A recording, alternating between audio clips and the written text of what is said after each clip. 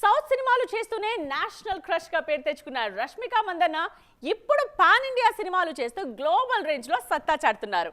తాజాగా ఒక అంతర్జాతీయ ఫ్యాషన్ షోలో తళుక్కుమన్నారు మన శ్రీవల్లి.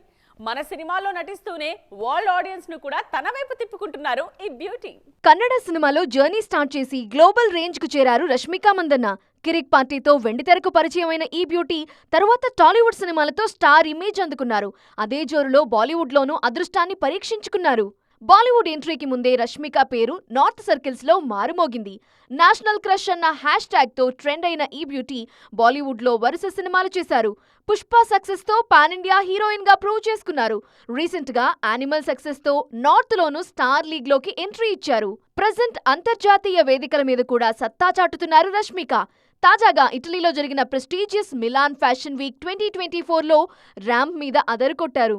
తాను బ్రాండ్ అంబాసిడర్ గా వ్యవహరిస్తున్న ఓ క్లోతింగ్ బ్రాండ్ తరపున ఈ షోలో పాల్గొన్నారు రష్మిక. నార్త్ లో మంచి ఫామ్ లో ఉన్న తనకు ఈ రేంజ్ తీసుకొచ్చిన సౌత్ సినిమాను మాత్రం నెగ్లెక్ట్ చేయటం లేదు రష్మిక.